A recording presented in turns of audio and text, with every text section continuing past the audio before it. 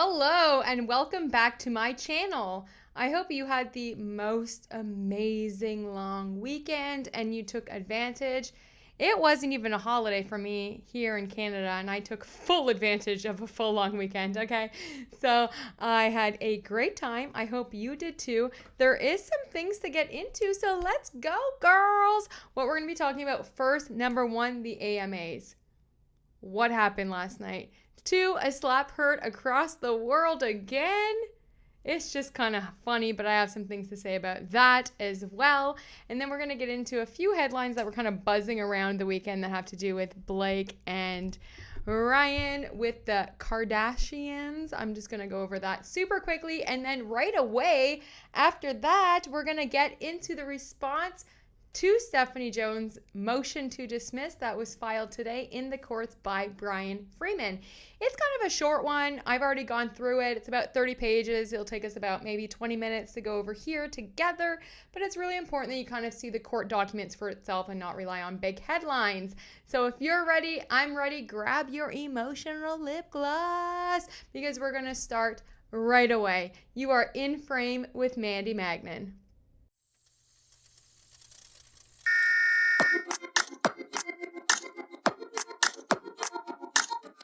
So last night allegedly was the AMAs. Who knew? Apparently a lot of musicians didn't even go. Kendrick Lamar nominated for tons of awards, no show. Taylor Swift, no show. Billie Eilish, who was the top winner of the night, no show. And even last night when I was watching little going through my FYP and was scrolling through and the AMAs came up, I noticed that it was a lot of content creators and girl, I'll go. Invite me, you know what I mean? I'm not missing the party. But it was a lot of that, as well as I kept seeing a lot of videos of reality TV stars. And I was even asking myself last night when I was seeing it, where are the artists? Where are the musicians? So a little bit of a flop, and now there was an opening performance. If you haven't seen it, let's just take a little quick look, a little review at Jennifer Lopez opening for the AMAs last night. I think for copyright, I'm not allowed to play this song to the video, but this is just a little recap. And I did get this from Entertainment Tonight. So their caption was, Jennifer Lopez slays the AMAs with her show-stopping opening performance.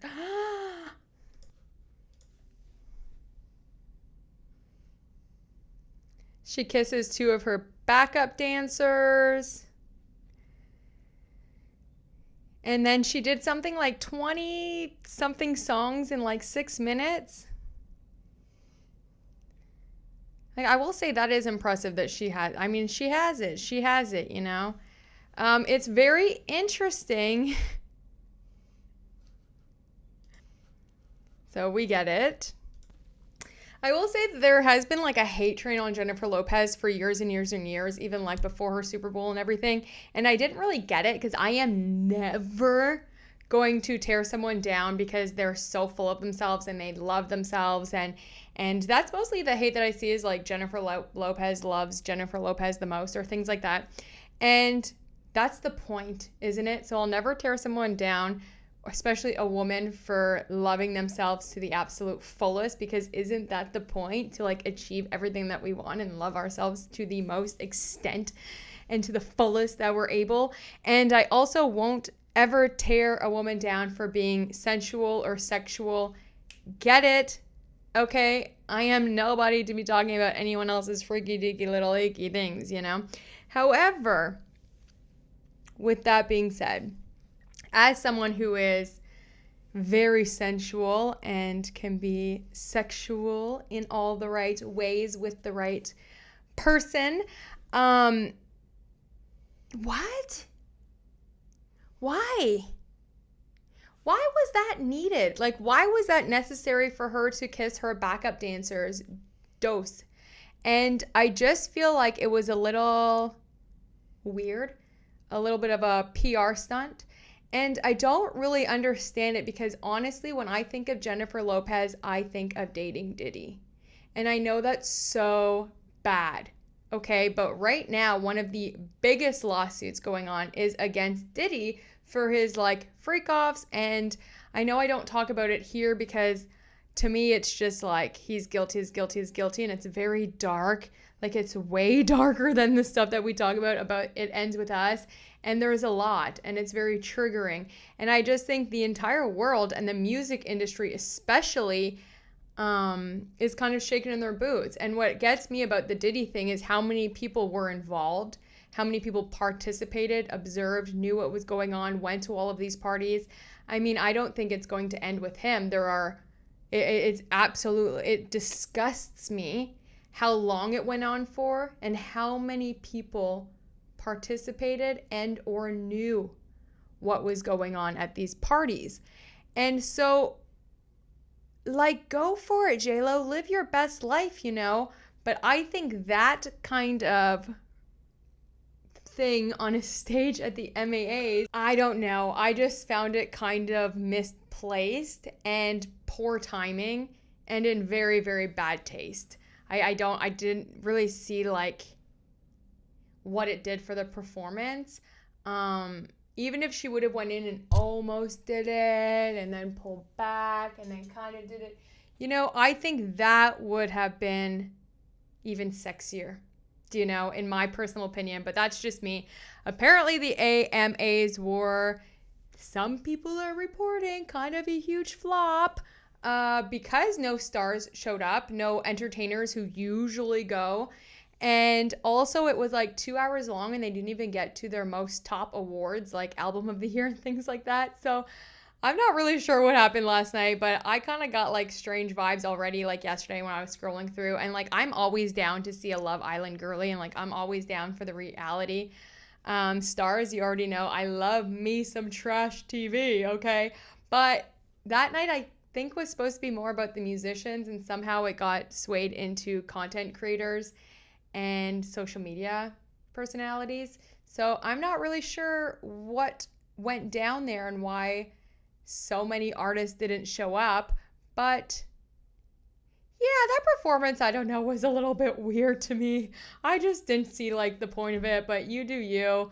It was just worth, I guess, me talking about it since it's kind of like big headlines since last night when it happened. And now I hope I'm not being too harsh on J-Lo because like, that's not my intention. I just think there are some things that, you know, I've done thirst traps on TikTok and I feel myself like, I tell you, I love myself, you know, but I just didn't think that that was like necessary or did it add anything to the performance? And with everything going on right now with Diddy and the freak offs and how many people were involved to just display that on stage knowing that you are tied in with him, I don't know. It just wasn't for me. Okay. Seems like every few years now we get a slap that's heard across the world. This wasn't really a slap, but more of a shove to the face. And OMG, it was just so weird to see and not okay at all. And I already know how the headlines are going to spin it. Like it was a joke and they were playing around and it didn't mean anything.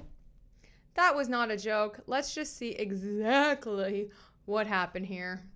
Here you have the President of France, a longtime political man of France. This is Mr. Emmanuel Macron walking down with his wife, Bridget Macron. And if you're in with the Candace Owens, she did a whole thing about how I guess she thinks that Bridget is... I didn't watch it, but something like she's not who she says he is, and they're like related, I think, or she's definitely a man, she claims, or something like that. Not entirely sure. Wasn't there for it. Didn't watch it. But you just see them walking down the stairs, and it looks so cute, right? But let's just see what happens a few moments before. Bam. Bam! Pushed right in the face, okay? That to me is not okay. Putting your hands on someone, putting your hands in someone's face that you love, shoving them by the face, whether you're a man or a woman, physical violence like that or of any sort is not okay. She literally pushed this man with, and then he looks out, he looks stunned. That does not look like a joke at all. And even if it is a joke, I mean, no, no, no. Gross, gross, gross. That is not right. And as I said earlier, Candace Owens made some, if I know a lot of people are like, hate, love Candace Owens, that's fine. I'm not here to like rehash all of her ideals and thoughts and whatever. But she did do a big study, right? Or this big, huge series on him. So, of course, she came out to Twitter and her caption kind of made me laugh a little bit. But, like, in a way, because it's like, if you go low, they go lower kind of thing. But when she wrote, boys will be boys, and then played the bizarre moment that his wife, Bridget Macron, shoves his face. I couldn't believe what I was seeing because I just couldn't believe it. Who does that to someone that you love? I don't care how angry you are. I don't care what is going on. I don't care if you're even joking. You do not double hand shove someone in the face. You do not shove anyone in the face. I don't even like play taps on my face. You know what I mean? Like, no, no, no. And to make it so publicly, of course, she didn't think that it was going to get caught on camera, that the door was open yet. But it was, and this is not good because if you're doing this out in public in front of your staff, everyone that's on the plane, everyone around you, the pilots, everyone, right? All your assistants, the reporters on that plane, whatever, what are you doing behind closed doors? That's what I always ask myself. What is actually happening behind closed doors if they're willing to, do this? I don't know. I was shook. But boys will be boys. This weekend I saw a very interesting video. I can't even find it now because when I watched it, I was like, bombastic eye roll, okay? It looked so fake and so just staged and gross, and it was about Snake Lively and Ryan Reynolds. And why I thought that it was just so misplaced and absolutely yet again a big PR stunt was Ryan Reynolds was in a meeting, seemingly it looks like it's on Zoom, answering questions, and Blake Lively sneaks in and then tries to back out before anyone sees her, and then Ryan, and you know what it made me think of? How obsessed they are about Justin Baldoni and Emily Baldoni. I couldn't get it out of my head because I was like, I've seen this before. I've seen this exact thing before, and here it is. This is a meeting that Justin Baldoni was doing, and just check it out because if you play back the exact moments that Ryan Reynolds and Snake Lively was doing, it's almost like I as soon as I saw that happen, I was like, exactly what I said before. I've seen this before. And then I found this interview and it was almost identical. You be the judge. What are you doing? Baby, what are you doing?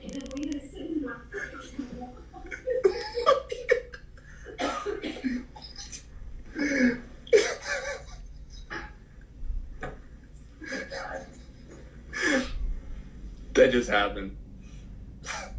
I saw you go by the first time and I was trying to not laugh because I was like, why is my wife crawling on the floor?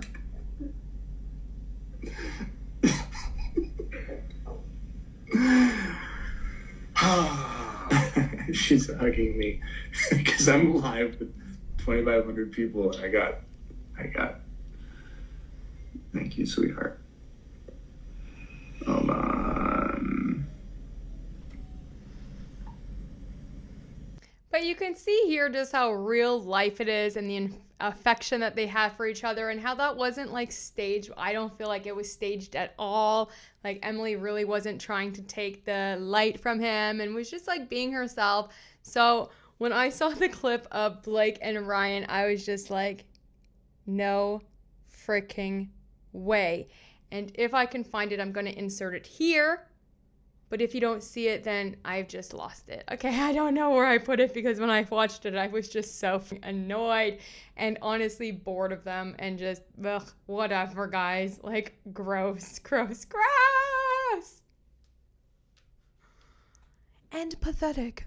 Also over the weekend, and I hate to talk about them, but the Kardashians, Kim Kardashian, celebrated her son's 6th birthday party, and she did it with a Deadpool and Wolverine theme, which was very interesting.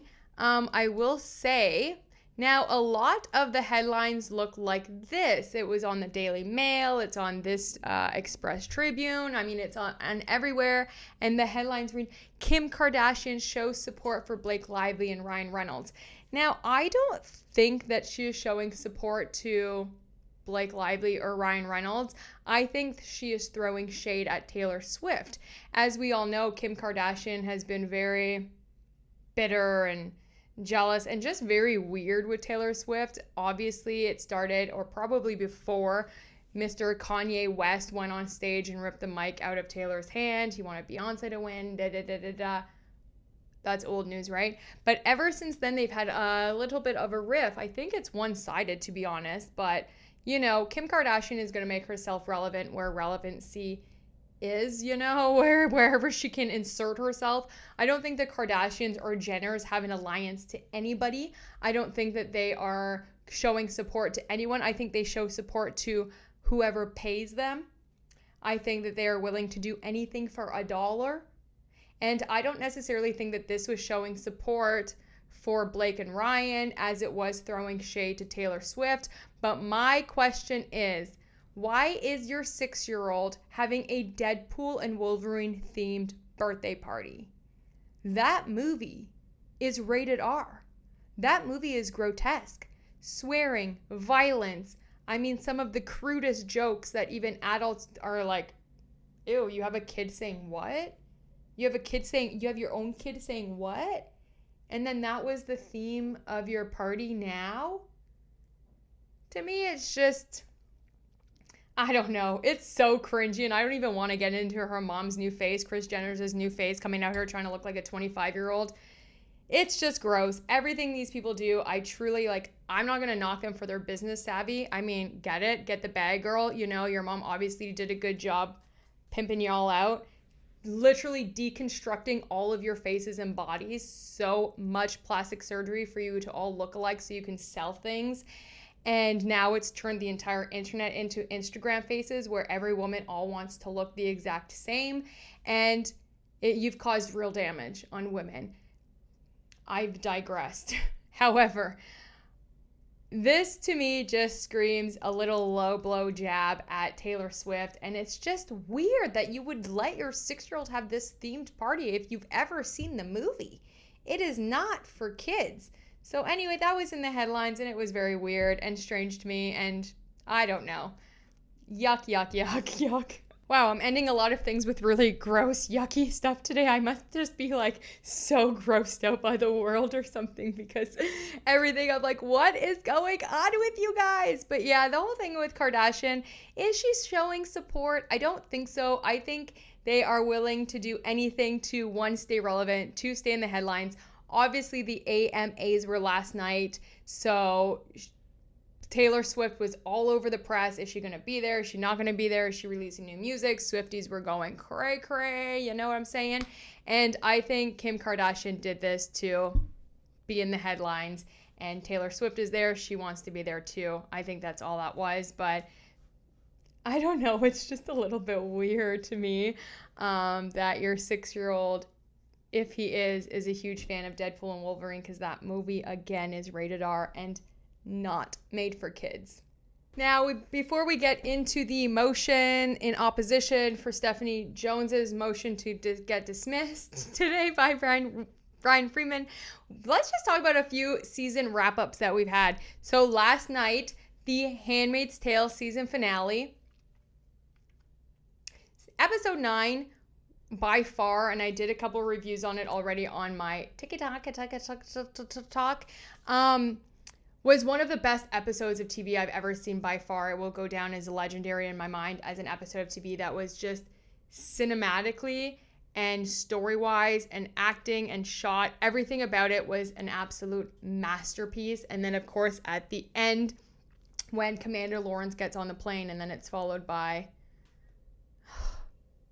It was heartbreaking, okay? But Nick is a commander. And he told her, I think in like episode 3 or 4, I'm a commander, June. You seem to forget that. So, yeah, he needs to go on the plane too, but I was bawling my eyes out, okay? Because he sensed her like he always does and he didn't look, or maybe he knew, or I don't know. But then last night's season wrap up and finale, they had like goodbyes with everyone. You know, everyone kind of got their moment. I'm so happy that Luke, June's husband, got to go out as like a hero, saving everyone and not like a little beep, you know? That was great. But she didn't get Hannah. I'm so sorry. Six seasons, I think. Was it 6 seasons we watched?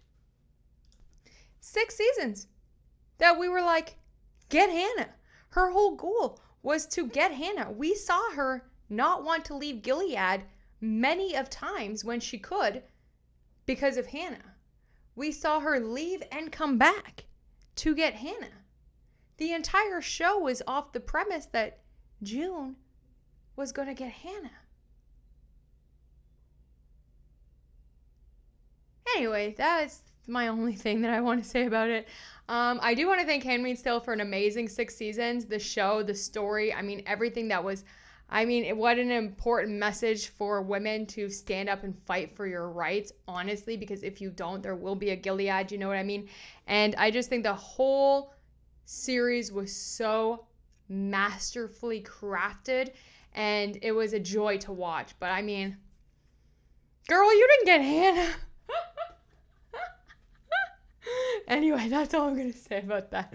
And then also we wrapped on The Last of Us. Did y'all see that season finale? I thought the last few episodes of The Last of Us, I like them, but I liked them for what it was if the season was longer. Do you know what I mean? I really liked the last episode, the second last episode. It was kind of like a tribute to Joel and the history of that, and that was fine. And now the season finale, I don't know. It didn't really leave me wanting more, only because like they ended it, you know, with Abby and she comes back. And then if they would have just ended on the gunshot, I would have been like, whoa. But then they ended on the gunshot and then came back, and then you see it's like Seattle day 1. So I guess it's going to now go into the game, like how the game like split apart. And that split up a lot of gaming fans because they didn't want to play Abby's role. They didn't really care about Abby, you know. And I remember that there being rifts in like the gaming community. So now I guess what they're going to do is on season 3, spend some time on Abby's storyline. I hope it's not the whole season, honestly, and it's not because I don't think that actress I think they casted was absolutely brilliant. I think the entire cast is, I mean, we've talked about it before, but give the casting department props for this casting specifically. But yeah, I just want more. I think it didn't, I know I just said it didn't leave me wanting more, but I wish there was more episodes because I didn't feel like, yeah, we'll see what happens. But that show wrapped too. And is anyone watching the Netflix show Sirens? Just started watching that. I'm a few episodes in, not really sure where it's going, but the acting is amazing.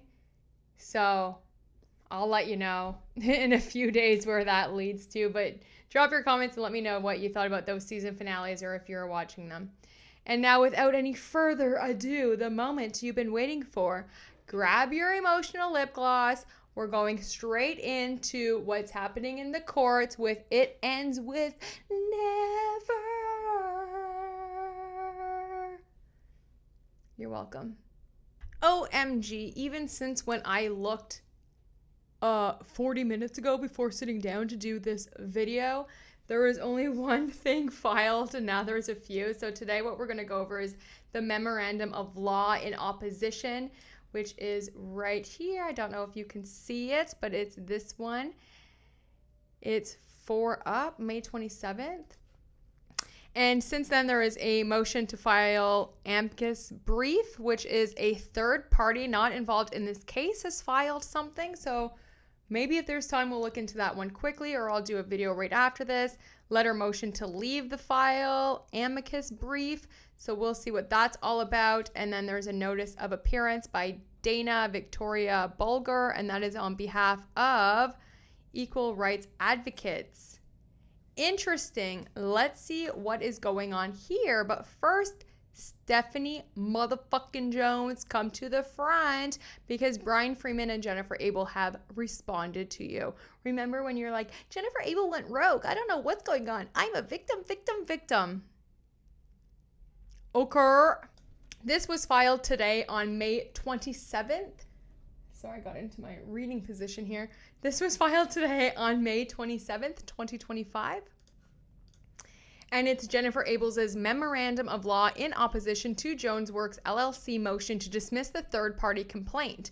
Before we get into this, I think it's very important to identify the definition of indemnification, because in this report they do, or in this motion memorandum, they do talk a lot about indemnification as well as labor laws. So let's just really go over the definition of that just very quickly so everyone knows. So oh my gosh, please don't start like this, girl. Not today. Indemnification just means that it's a contract between one party to another to agree to protect any party from any certain losses or damages.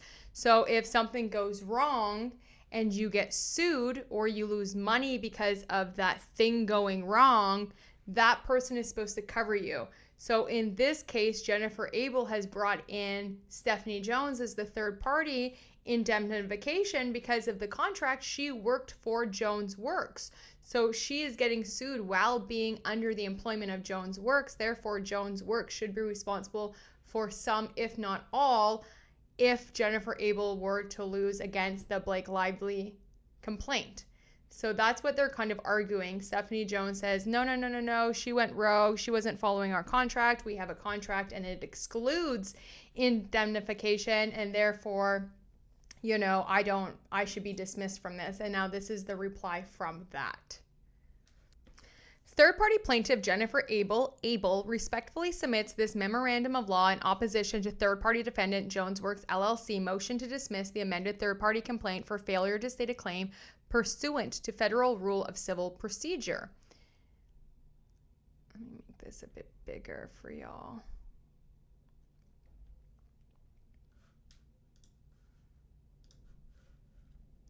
Unable to counter Abel's well-pleaded allegations, which must be deemed true and which are entitled to all reasonable inferences, Jones Works improperly inserts its own so-called factual allegations into the motion, sometimes mischaracterizing Abel's allegations, sometimes citing the pleadings of other parties such as Lively, and sometimes citing nothing. Substantively, Jones Works erroneously argues that the 2021 employment agreement itself precludes the first clause of action for statutory indemnification under the California Labor Code. However, under the law of California, where Abel was employed, the 2021 employment agreement is null and void because it contains a clause contrary to the California Labor Code. In turn, there is no contract that bars her claim for statutory indemnification. In the alternative, and even assuming the 2021 employment agreement is not null and void, its choice of law clause does not extend to Abel's first clause of action for statutory indemnification under the California Labor Code. By its own terms, the choice of law clause is applicable only to the agreement and the performance of the parties of obligations hereunder under the agreement, and therefore does not reach the performance of Jones Works' non-contractual obligations, such as those under California's statutory laws regarding indemnification. With respect to the second clause of action for common law indemnification, Jones Works' argument is devoid of any legal basis. Although Jones Works contends without any legal authority that the indemnification clause in the employment agreement somehow supersedes Abel's common law indemnification rights, the well-settled New York The well-settled New York law is that a contractual indemnification clause does not preclude a claim for common law indemnification. As for Jones Works' alternative argument that the third-party complaint fails to adequately allege a common law indemnification claim, the pleading sufficiently alleges that the conduct about which Blake Lively complains consists of regular public relations activities by Abel on behalf of Wayfair and Baldoni during the time that they were clients of Jones Works, a public relation firm, and undertaken at the direction of Jones Works. Those facts must be accepted as true. Similarly, in support of the third cause of action for contribution, the third-party complaint contains multiple and detailed allegations that Jones Works was ultimately responsible for any public relation actions purportedly damaged Lively. Those facts, too, must be accepted as true. The motion should be denied in its entirety for these reasons, which are more fully discussed below. Factual background. Abel's employment agreement with Jones Works. We've gone over this kind of in length now, but there's a few additional things. In connection with and as a good condition of her employment, Abel signed a so-called non-disclosure and intellectual property rights and non-solicitation agreement. On or about November 22nd, 2021, Jones Works required Abel to enter into a modified employment agreement, the 2021 employment agreement, changing her employment from at will to a contractual term, adjusting her title and compensation, and subjecting her to a variety of novel restrictions intended to deter her from leaving Jones Works. Section 10.1 of the 2021 employment agreement provides, except to the extent caused by employee or resulting from a breach of this agreement by employee, company shall indemnify and hold harmless employee from and against any and all liability, claims, costs, damages, and expenses, including reasonable outside attorney fees and court costs arising out of or in connection with any breach of the company of the terms of this agreement or any warranties and representations made herein. At all times during Abel's employment at Jones Works, Abel was a resident of the County of Los Angeles, State of California, was based out of Jones Works' LA office, and performed the overwhelming majority of her work within the state of California. Abel has lived and worked in California for the entirety of her adult life. Abel's tenure at Jones Works.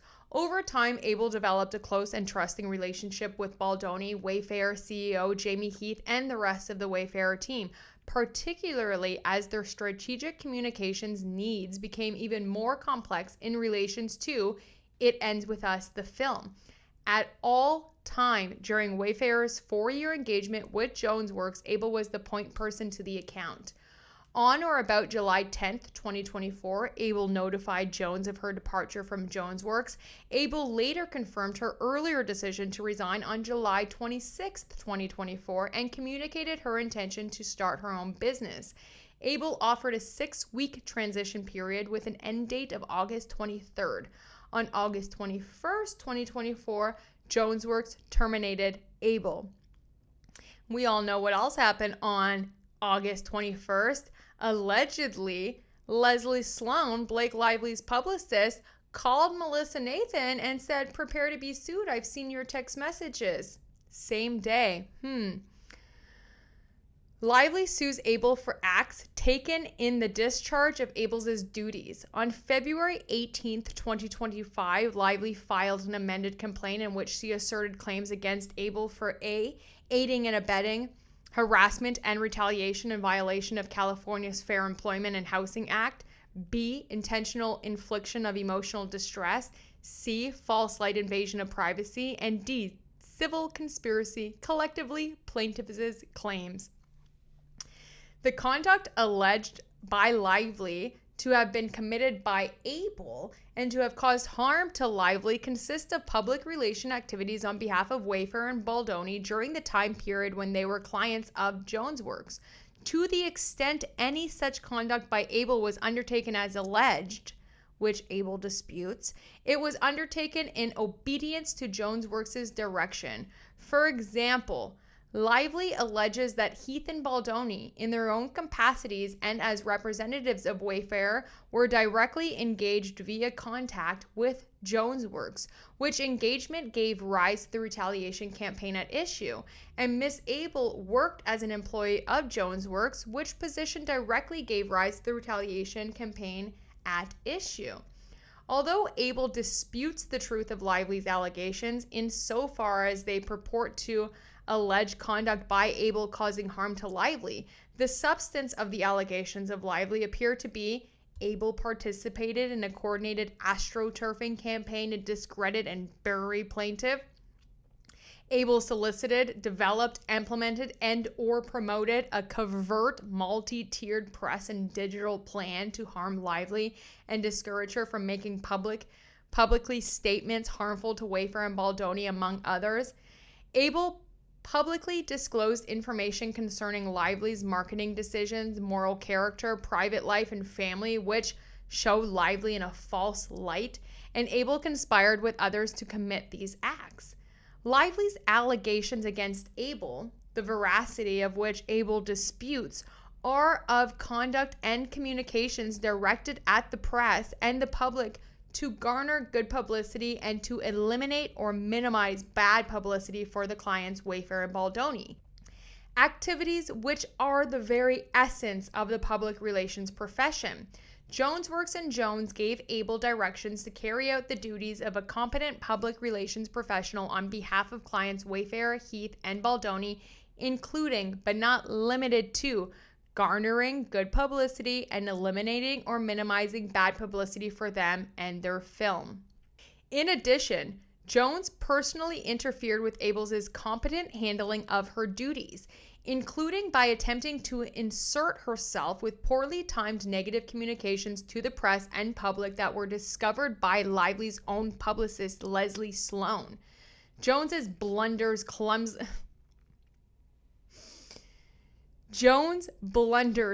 clumsily disrupted a putative truce with Sloan by communicating negatively with the media about Lively, exasperating negative press and public attention on Lively by adding fuel to negative stories of a feud with Lively. Jones's incompetent handling of communications with the press only caused negative stories to circulate further and attract greater attention. Abel was named as a defendant in Lively's pleadings only because of and in direct consequence of Abel's discharge of her duties as a competent public relations professional employed by Jonesworks. Then they go into the legal standing on what it means to get dismissed, and they're saying that Stephanie Jones doesn't have any rulings to really get dismissed. In a ruling on a motion to dismiss, the court must accept the plaintiff's factual allegations as true, drawing all reasonable inferences in favor of the plaintiff. 1. The court should disregard Jonesworks' improper factual allegations.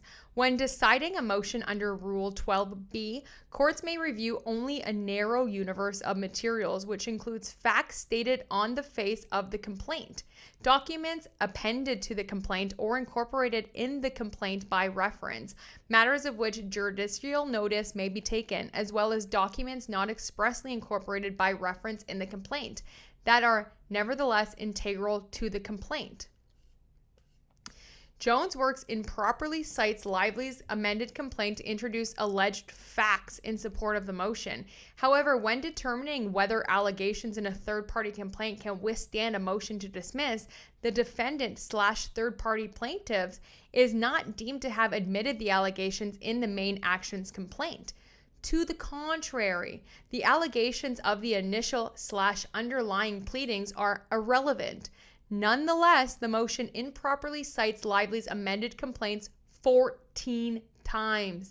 None of Lively's allegations can be considered on this motion.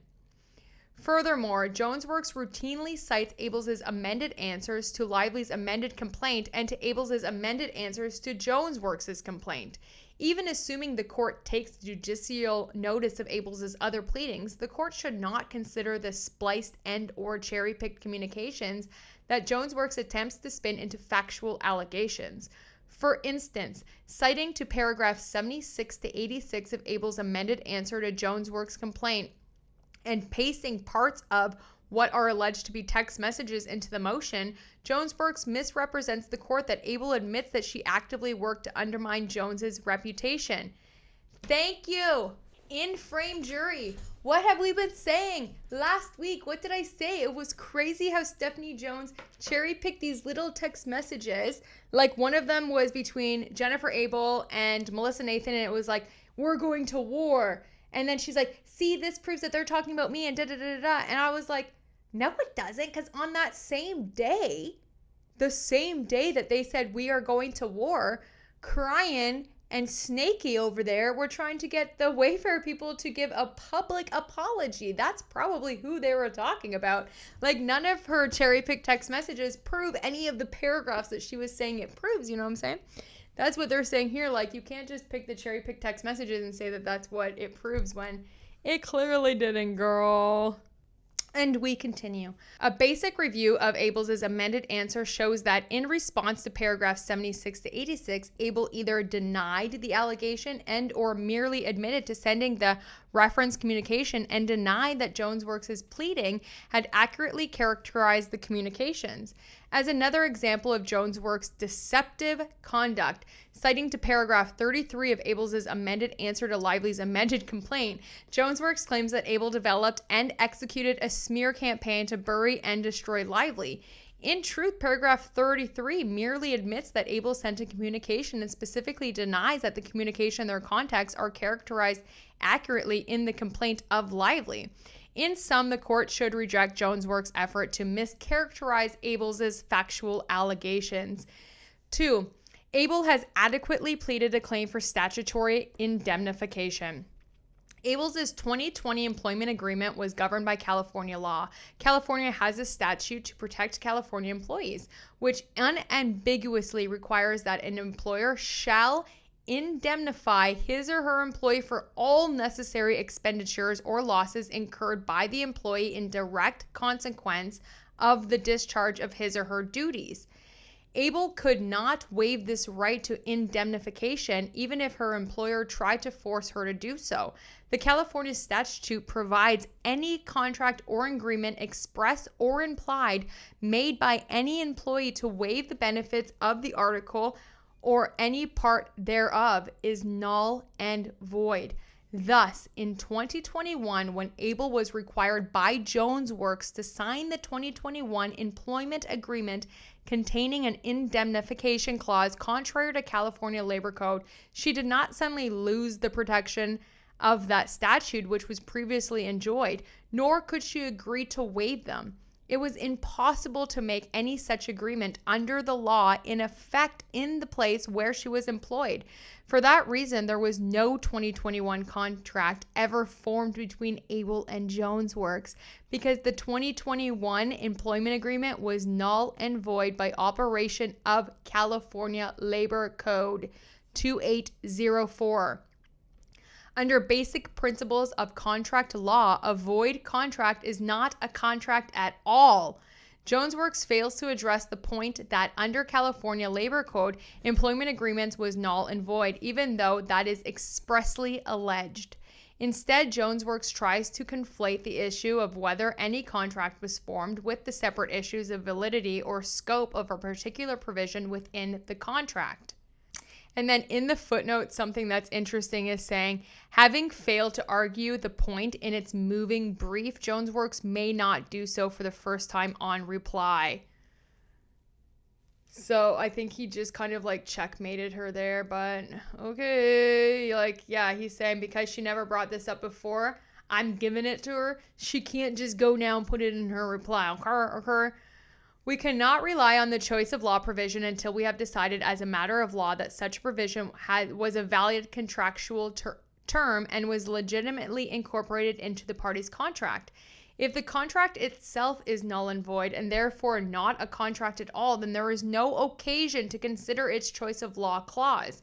Jones Works therefore begs the question when it argues that under this court's reasoning in Stevens and Company LLC versus SPAT, First, there was no dispute in Stevens and Company as to the very existence of a contract.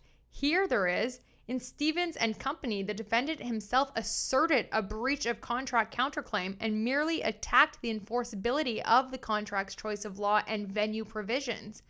Abel has not asserted any claim under the 2021 employment agreement and pleads that it was null and void. Second, Stevens and Company dealt with a different California statute, Labor Code Section 925, which operates differently by rendering certain objectionable provisions within a contract voidable at the request of the employee.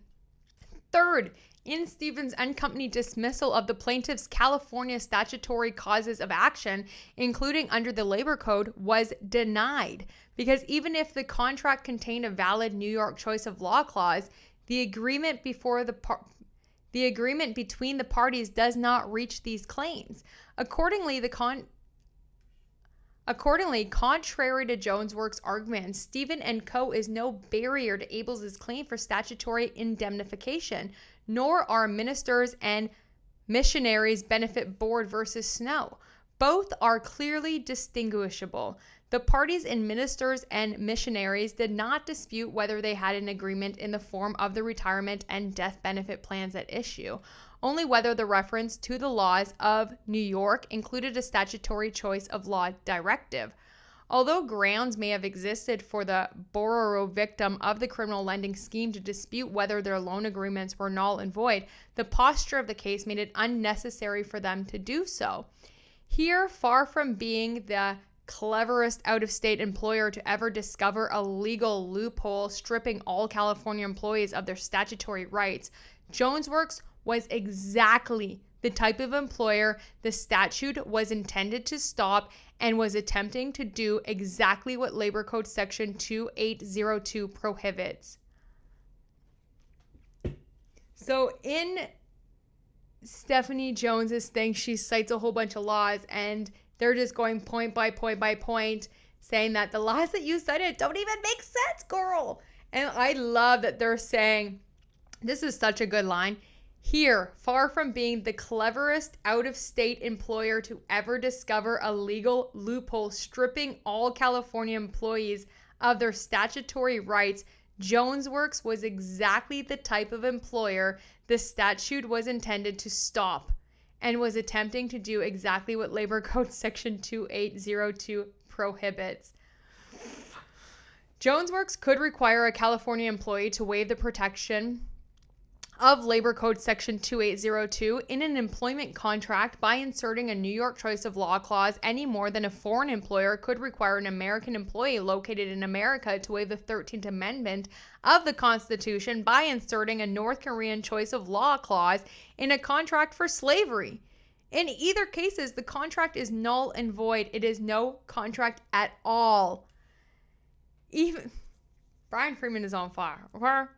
B, even if the 2021 employment agreement were not null and void, its choice of law clause would not reach California's statutory claims. The choice of law clause, by its own terms, would apply only to this agreement and the performance of the parties' obligations hereunder. Hereunder means under this agreement. Jones Works misleadingly omits the keyword hereunder in its quotation of the choice of law clause in its argument concerning the clause's scope, resulting in the wildly overbroad mischaracterization that the clause applies to the performance of the parties' obligations. Jones Works then argues, based on this misleading elision, which changes the meaning of the quote, that the clause is broad in scope and covers anything relating to Abel's employment. In fact, the clause is narrowly restricted only to this agreement and the performance of the parties' obligations hereunder. While it is true that Abel seeks indemnification for losses she incurred in the discharge of her duties in employment, Jones Works' obligation arises from statute, not only from the 2021 employment agreement. It is simply specious to argue, as Jones Works does, that because indemnification is in some way related to employment, it therefore must be covered by the New York choice of law clause. Then he states all of the laws that support that. None of the authorities cited by Jonesworks held that a claim arising under statute and relating to employment therefore falls within the scope of a choice of law clause narrowly limited to an employment agreement. Indeed, the only case cited by Jonesworks which addressed statutory claims at all is Stephen and Company. The decision cited in Jonesworks' memorandum more than any other. But in that case, this court expressly rejected the position Jonesworks takes here, instead holding that California statutory claims are outside the scope of the contract's choice of law clause. In fact, Jonesworks conspicuously neglects to mention. Accordingly, even assuming arguendo,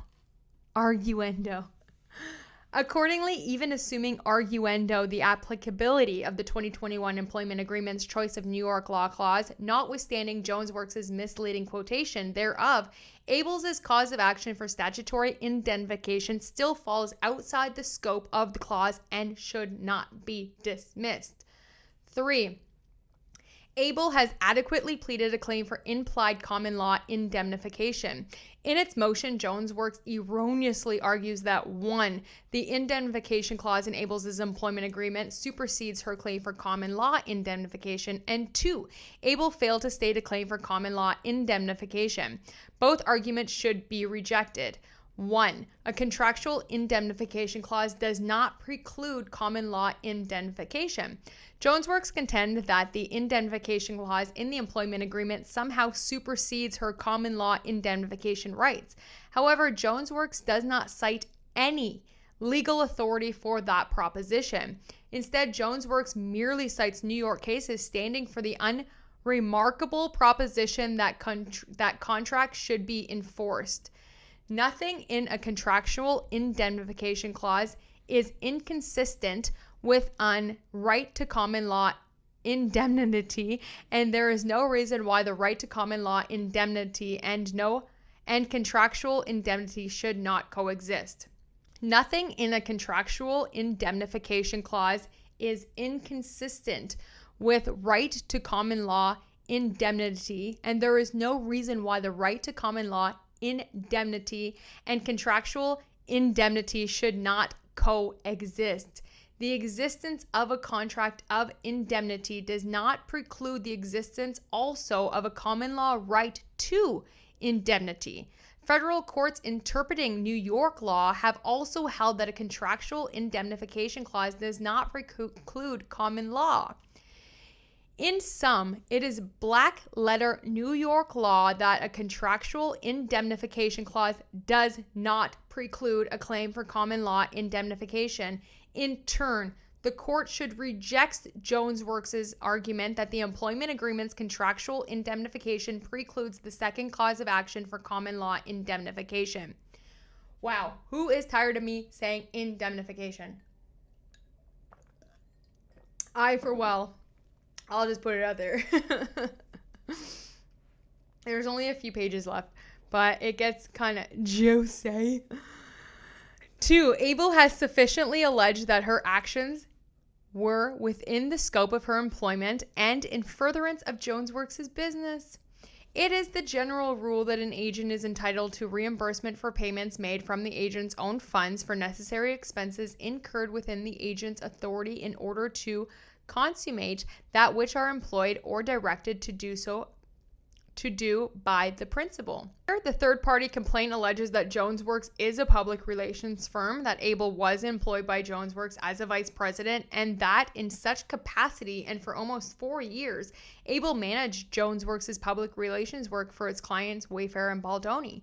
Abel's duties at Jonesworks included providing strategic communication services to Wayfair and Baldoni in connection with It Ends With Us, the film. The third-party complaint further alleges that Jonesworks and its owner, Stephanie Jones, gave Abel directions to carry out the duties of a competent public relations professional on behalf of the clients Wayfair, Heath, and Baldoni, including but not limited to garnering good publicity and eliminating or minimizing bad publicity for them and their film. The third-party complaint also alleges that Lively's claims against Abel are grounded upon acts that Abel performed in furtherance of JonesWorks' business and that Abel was employed and directed by JonesWorks and Stephanie Jones to do. Specifically, Abel's pleadings allege the conduct alleged by Lively to have been committed by Abel and to have caused harm to Lively consists of public relations activities on behalf of Wafer and Baldoni during the time period when they were clients of JonesWorks. To the extent any such conduct by Abel was undertaken as alleged, which Abel disputes, it was undertaken in obedience to JonesWorks' directions. Indeed, the third-party complaint alleges that, according to Lively's own pleadings, Abel's position as an employee of JonesWorks directly gave rise to the so-called retaliatory campaign of public relations activities against Lively, which Abel disputes. The third-party complaint alleges that Lively's allegations against Abel, the veracity of which Abel disputes, are of conduct and communications directed to the press and the public to garner good publicity and to eliminate or minimize bad publicity for the clients, Wayfair and Baldoni, activities which are the very essence of the public relations profession. Notably, not only does this... Let me get comfy here. Let me get comfy. Notably, not only does the third-party complaint allege that Stephanie Jones directed Abel to perform any purported public relations activity that are the subject of Lively's claims, but the third-party complaint also alleges that JonesWorks owner Stephanie Jones participated in such activities. Specifically, the third-party complaint alleges that Stephanie Jones' public relation blunders and incompetent handling of communications with the press only caused negative stories concerning Lively to circulate further and attract greater attention. Hence, the court should not give weight to JonesWorks' improper factual allegations that Abel went rogue. The third-party complaint alleges that Abel was named as a defendant by Lively only because and in direct consequence of Abel's discharge of her duties as a competent public relations professional employed by JonesWorks, that Abel acted within the scope of her authority, that JonesWorks profited and was enriched by the fees paid by Wayfair and Baldoni for public relations services, that JonesWorks directed Abel to carry out the alleged public relations activities that are the basis for Lively's claims, and that Abel was not at fault and bore no responsibility for Lively's claims. Therefore, the third-party complaint alleges enough facts to state a claim for common law indemnification that is plausible on its face, which is sufficient to survive a Rule 12b motion. To distract the court from Abel's well-pleaded allegations in the third-party complaint, JonesWorks cites Abel's pleadings in the related case Jones versus Abel. Because there's a few, right? So, Stephanie Jones sued Jennifer Abel and the Wayfair parties, and then they countered. So there was that case going on, and then Jennifer Abel, as a third-party complaint, brought Stephanie Jones into the Lively lawsuit. So she cites from Abel's pleadings in that case and then mischaracterizes the nature of the allegations therein, citing to paragraphs 75 to 82 of Abel's amended counterclaims in the Jones case. JonesWorks incorrectly contends that Abel coordinated an unsanctioned smear campaign for Wayfair and Baldoni against Lively in purported defiance of Stephanie Jones's instructions. In truth, Abel alleges in the Jones case that A. Stephanie Jones participated in meetings, calls, and written correspondence related to the public relations crisis involving Baldoni and Lively. B. Jones was copied on virtually all communications during this period and was privy to Wayfair's predicament and its chosen strategy of non-confrontation. C. Jones admitted that she was deeply involved in strategy, planning, account management, and high-level PR and media comms in August 2024. D. Jones would have been contemporaneously aware of any smear campaign against Lively if it existed. And E. In contravention of Wayfair's instructions to not speak with the press about Lively, Jones spoke with the Daily Mail and sparked a chain of unfortunate developments from a public relations perspective and concerning Lively. Hence, the amended counterclaims in the Jones case allege that Jones sanctioned and participated in any public relations campaign at issue in Lively's pleadings and did not reject it, as Jones Works now contends. Jones Works' contention that the alleged public relation campaign at issue is Lively's claim represents a significant departure from Abel's normal duties and were beyond the scope of her employment is refuted by the third-party complaint's allegations, which the court must assume are true. As detailed above, the pleading alleged that A. Jones Works is a public relations firm, B. Wayfair and Baldoni were clients thereof, C. Abel was employed by Jones Works to provide public relations services to Wayfair and Baldoni, D. Any public relations services provided by Abel and Wayfair and Baldoni that are the subject of Lively's claims were performed to garner good publicity and to eliminate or minimize bad publicity for the clients, Wayfair and Baldoni, activities which are the very essence of the public relations profession. And E. Jones Works and Jones directed the public relations activities at issue. Stated differently, the third-party complaint sufficiently alleges that the conduct in which Abel allegedly engaged were her normal duties and within the scope of her employment. As for Jones Works' contention that Abel cannot plead innocence or mistake, that is a red herring. Abel does not allege that she made an error in judgment or mistake, but rather that she carried out her public relation duties as she was employed and directed to do so by Jones Works as described above. The cases relied upon by Jones Works are easily distinguished.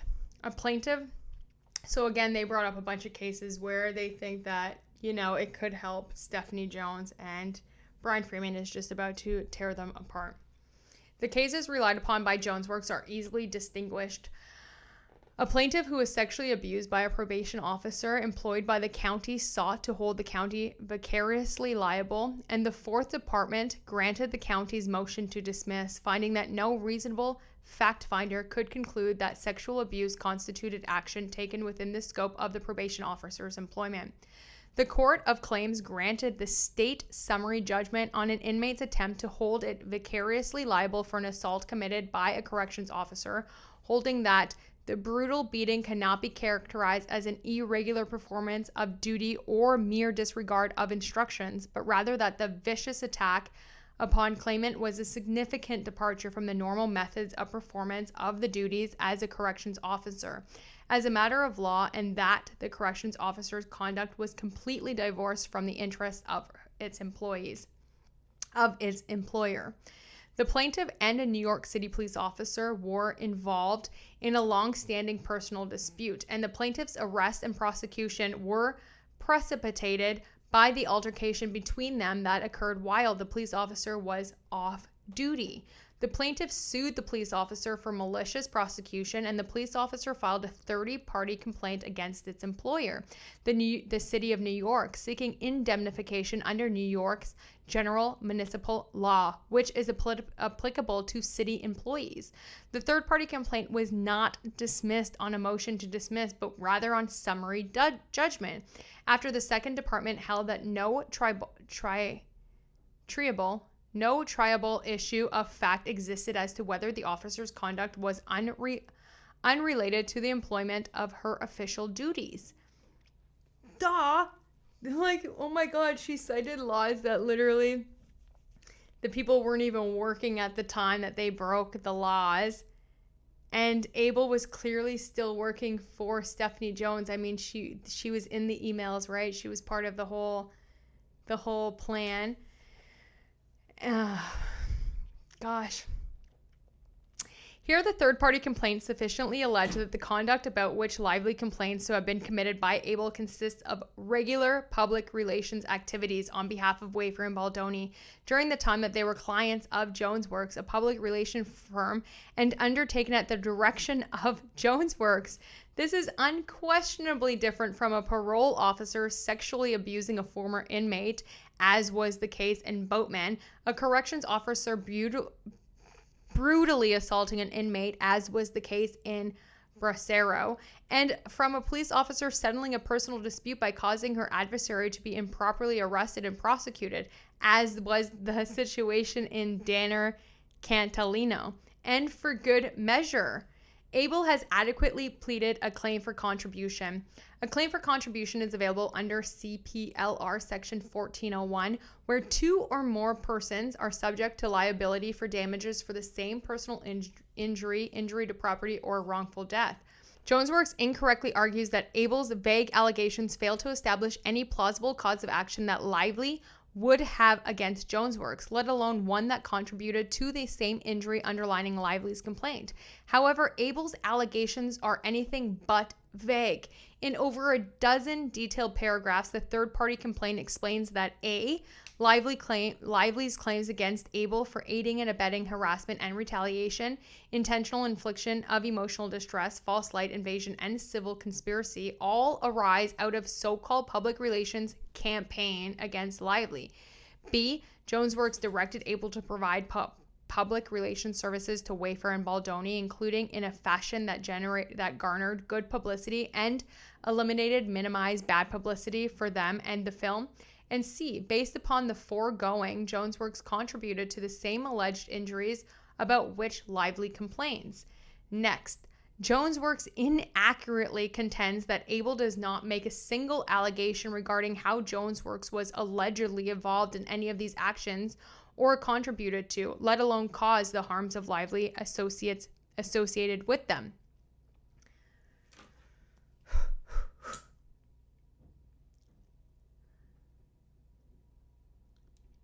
I need a lip gloss and a bevy.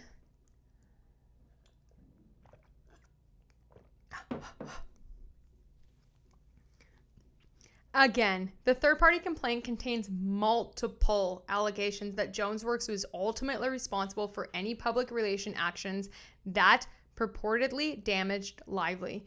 In fact, the pleading alleges that Jonesworks owner Stephanie Jones personally interfered with Abel's competent handling of her duties, including by attempting to insert herself with poorly timed negative communications to the press and public that were discovered by Lively's own publicist, Leslie Sloan.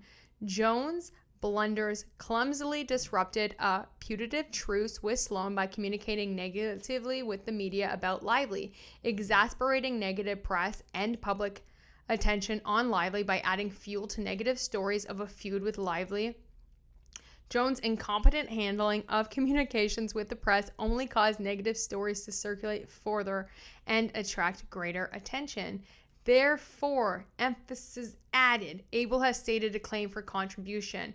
Conclusion: for all these reasons set forth herein and to be presented at oral argument should the court order it, Abel respectfully requests that the court deny the motion in its entirety. Bam! Now, I am very tempted in this video to go and see what the other letters and motions are that were filed, but I am going to do a separate video straight after this so that, you know, in case you just want to see that alone. But that was the video, and I think that's everything that's been happening on my end a little bit and everything from the weekend. I think that Stephanie Jones is not going to get dismissed in the indemnification. I think that she definitely was brought in as a third party and is responsible. I bet they didn't think that one through. I bet she didn't think that one through when she illegally gave her employees Jennifer Abel's phone to Leslie Sloan. I think that all three of those ladies, Stephanie motherfucking Jones, Leslie Sloan, as well as Blake Lively, as well as Megan Twohey from the New York Times, they all should go down. They all should go down for this plotting and colluding and scheming of innocent people. But we'll see what the judge has to say about that. Drop your comments on everything. Let me know what you want to see. But I thought that was a really good response from Brian Freeman. Of course, it goes point by point by point. Like, yeah, she was the employer and she was on tons of emails. Like, how is she stating in one thing, oh, I was, breach of contract or whatever, like I was the main point, I was so productive, I was da-da-da-da, and then be like, yo, I had nothing to do with it, I don't know. Come on, give me a break.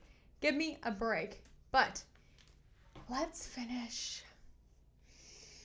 Let's go with our day.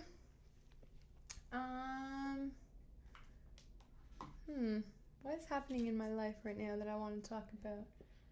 You know what, yesterday, okay, maybe this is a good thing to talk about. Days off. And maybe I've talked about this before because I really feel in the last couple months I have found a really nice balance of taking time off. And I used to be a like grind, no days off. If you want it as bad as you want to breathe. And I think there are seasons for that and time for that. But right now, I feel like I'm truly expanding as just a human being. And outside of being an actor, which is what I labeled myself for like 15 years, like I'm just an actor, I'm just an actor, I'm just an actor.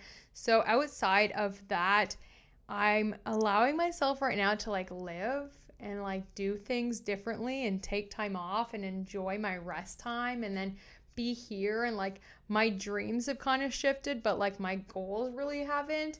And I think it's okay to kind of ride the flow for a bit and allow different things to happen to you. And yeah, take time off.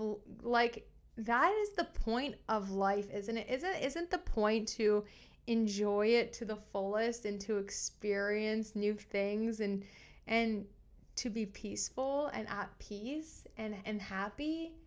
And I could really say right now that I am aligned in a place, I think, morally and ethically, and just in a place with myself where I feel every day I am just tuned in and tapped in, and I really am happy right now. And it's so weird to say, and sometimes we kind of get a little bit, our light kind of dims because you don't want to say that to people, and you have to be careful who you say it to, because then there are, the people are going to be like, what makes you so happy? What's that? And I think it's okay because, I suffered for a long time in silence, and now I'm going to celebrate as loudly as I can because I was able to just see the light and go near it. And every day I continue to just, I don't know, stay and radiate in this feeling of just joy, and that I am loved, and that I love, and that I am taken care of, and I take care of, and I am of service, and others are in service of, for me, and that I am happy, and I am successful, and I am strong, and I am intelligent, and I am worthy. I'm worthy. I was born worthy, and so are you. So whatever it is that just makes you feel happy, just follow it. Just start. Just do it. There's nothing wrong with doing it. And even if it fails, and even if it doesn't grow, and even if it doesn't turn out the way that you want it to, you'll learn something and you'll become someone else on the other side of you attempting to do it. And yeah, follow your bliss and your joy, okay? That's all I'm going to say. That's where I'm going. I don't even know where I went there, but hopefully it resonated with someone, I'm going to just open up the next files and let you know what it is. So they'll be in the next video right after this. I hope, once again, you guys are having the most amazing day. The sun is shining here for once. It rained for like 8 days straight. It was so dark. It was so dark here. It was great AF for like 8 days. Yesterday, sunny. Today, beautiful. Guess what's coming tomorrow? More rain. My gosh. But one day, it's just going to be so hot. It's going to be so sunny. Oh, my gosh. I'm going to be out in shorts and a tank top, or maybe a little bikini sitting outside. I can't wait. Okay, but until then, have a great day. It was so nice to be here. Thank you for being here. I love you. I appreciate you, and I'll talk to you soon. Bye.